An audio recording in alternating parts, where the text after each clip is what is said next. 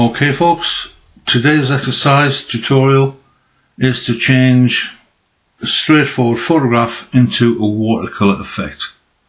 So the first thing we need to do is to open our Psp Pro and find a suitable image. The one I've got highlighted here is a nice picture of a marina, which we'll just open up into Psp Pro.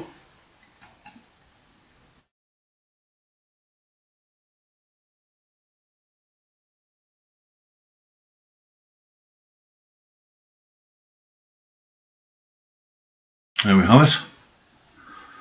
At first glance, from my point of view, I'd prefer to have this more of a panoramic shot as opposed to the sort of 4x3 dimensions.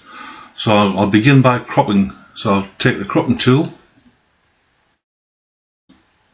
That'll do for me, which is a nice typical panorama style picture. Double click, and then this is the image we're going to work from. Before I actually use the plugins which do the watercolor effect, I'm just going to make some slight changes. First of all, I'm going to make an adjustment and add and remove any noise that's on there. So adjustment, add, remove noise, and then just go down to edge preserve and smooth. So it will retain the straight lines and it will smooth out any imperfections in the middle. That's it, job done.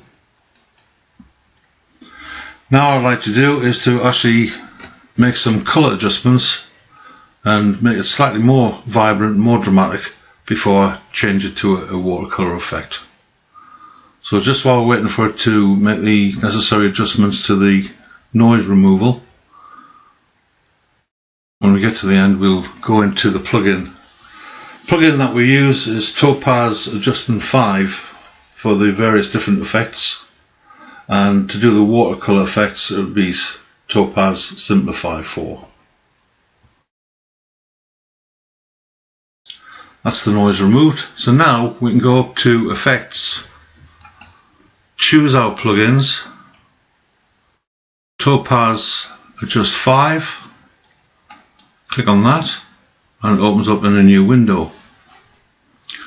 So what I'd like to do now is make this give it a bit more colour.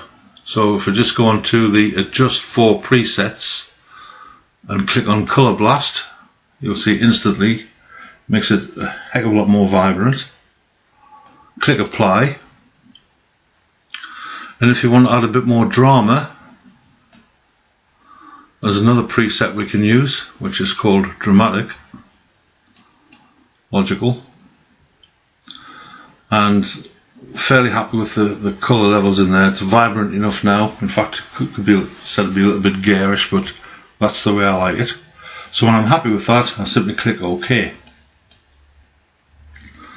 Those settings are then made permanent on that particular image, and then we can go into the next plugin. So back to Effects again, back to Plugins, and this time I'm going to use Simplify 4 for the painting effect. The way this plugin works is you have various different collections of line and ink drawings, paintings, detail removal and enhancements, with all the various different presets down the left hand side. The one I'm looking for is a line and ink type drawing, so I'm just going to click on that, which then gives me all these various options here. But if you click on the little box with the thumbnails, we can see them all at a glance.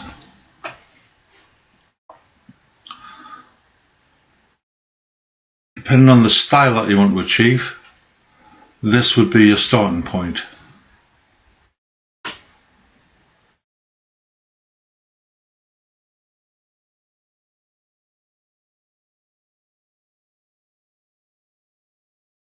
This one looks quite pleasing to the eye, so I think I'll just go with this one, which is Line and Ink 7.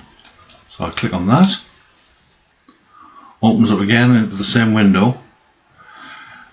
Now I'm just going to increase the magnification so you can see what it looks like at a higher resolution. Quite a bit of detail in there.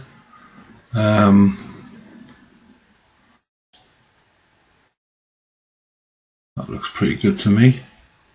But what I would like to do is to take out some of the actual lines, if you wish to. So rather than being a line and ink drawing, you can turn it into a watercolour effect simply by using the adjustments at the top here. At the moment we're on combined, which is line and ink. If we just click on base here, it will remove the lines and we end up with a watercolour effect.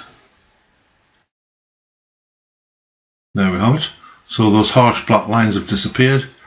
Your choice. If you want a line and ink, leave it on combined. If you prefer a watercolour effect, click on base, and then we'll make further adjustments by using the slider tools down the right hand side. Simplify, simple slider, move it to the left and it brings in all the detail again. As you can see, move it out to the right and it's more like an underpainting. So a lot of the colour's gone, basic shapes, but if we bring it in to about sort of halfway mark and then start making the adjustments from there. Quite happy with that. If you want to remove any small details or details which are a little bit weak and you don't want to show them at all, you can remove them simply by moving the slider to the right at the bottom, which will take out unnecessary detail. So some of the actual shadows on the waves on the water here, on the reflections, have disappeared. If I move the slider back, you'll see that they'll reappear again. There we are. So it's entirely up to yourself as to how you adjust these sliders to get the effect that you want. A little bit more detail on that, so I'll bring some more details back in again. Just very subtle. That'll do for me.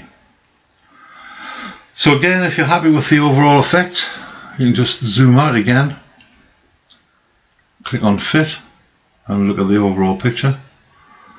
That looks quite nice to me, so I'm fairly happy with that. So I'll just click on OK and those adjustments will be made permanently.